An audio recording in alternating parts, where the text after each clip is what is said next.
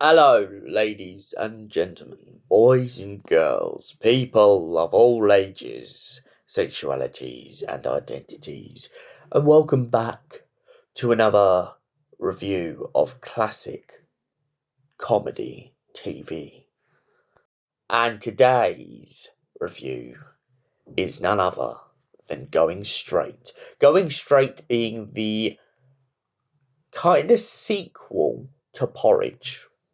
Now, I'll be honest, I was very skeptical going into watching this series, especially as the whole thing that made Porridge so brilliant is it's about a guy who is repenting for everything he's done and how his life has been affected by him being in prison.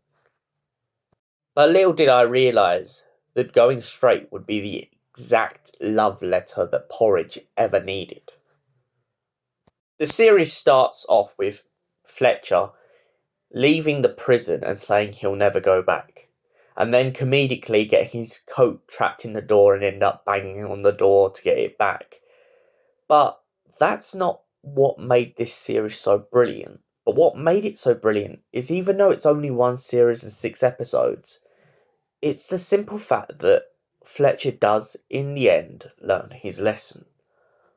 His first little, let's say this is like the Christmas Carol to him being in the ump about trying to go his way, is he first bumps into his officer, the Scottish officer who had been keeping him confined for so many years.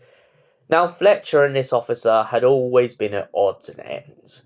They didn't agree with one another, they didn't agree with each other's tactics, and more than anything, Fletcher held it against the officer that he came from a very good background, in which, when the officer got very drunk, he points out to Fletcher that he doesn't, and that he has been trying and struggling his whole life to feed his family, especially as the eldest child.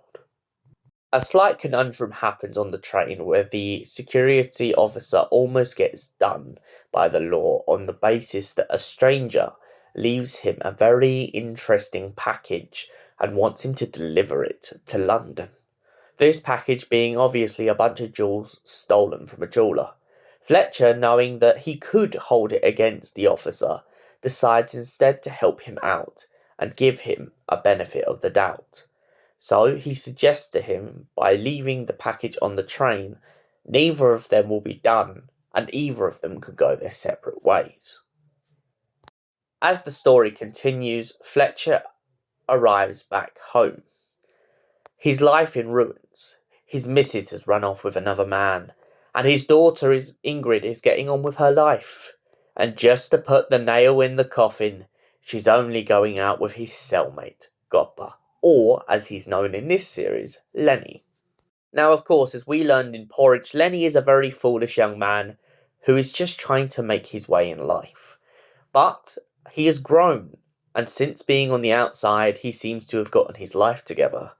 But Fletcher is still finding his way, and is very stubborn about what he's going to do next.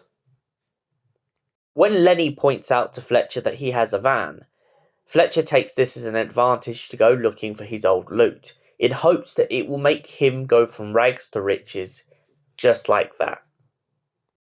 But the thing that Fletcher seems to have forgotten is that the loot that he stashed years ago in Essex has most probably either been found or is lost on the basis that a whole housing estate was built on top of it.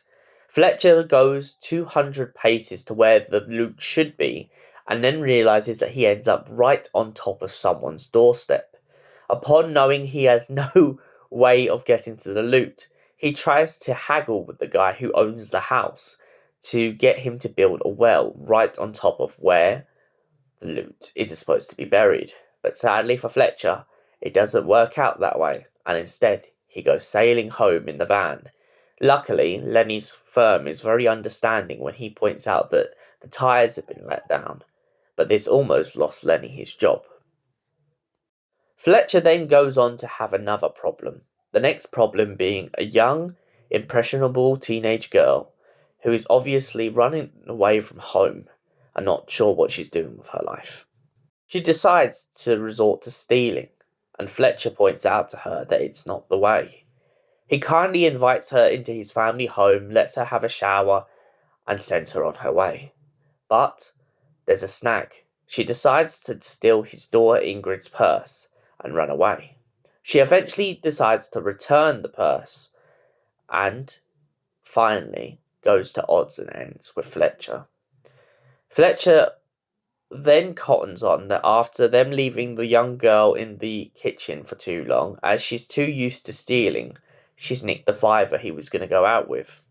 Fletcher's next challenge is trying to get an honest living job, a job that he has never done in his life, as he has always been down in the nick for doing hooky stuff. Upon arriving at his newly found job, him and Lenny, being two of a kind, start to suspect people in the hotel of doing a scam he has seen a million times. Although he was right, he does find himself still feeling a little bit stupid after the whole affair, and this leaves him at odds and ends. After that, one morning, Fletcher gets a visit from an old pal of his. They go drinking down the pub down the road, and his old pal tries to get him in on a new job. But Fletcher is now drawn between his love for crime and his love for family. Fletcher finds himself in this situation, and as the day goes through, he begins to contemplate whether it's really worth going back in the nick. He's out on a job just before his daughter's wedding, and when all seems lost, a prison guard who walks past him tricks him into going to his daughter's wedding. All just on a whim of Fletcher making up a lie for what he's really doing on the opposite side of town by walking into the pet shop. Upon walking into the pet shop, he begins to see all the birds in cages and the animals in cages, and he begins to remember what it was like to be on the inside. This finally sets Fletcher straight, and he eventually ends up going to his daughter Ingrid's wedding. Approving of her marriage to Lenny, he then begins to tell Lenny of the sacrifice he made and what he gave up. The pair joke about how it could have been the perfect job, but then Fletcher points out to Lenny that life is worth living and not behind bars. So what did I think of Going Straight as a short one series? Well, I've got to say, I think it was brilliant, especially as it tackled a lot of issues in the world in general. Crime, and the way that people perceive it. Fortune, and the way that people deny it. And most importantly, the importance of family.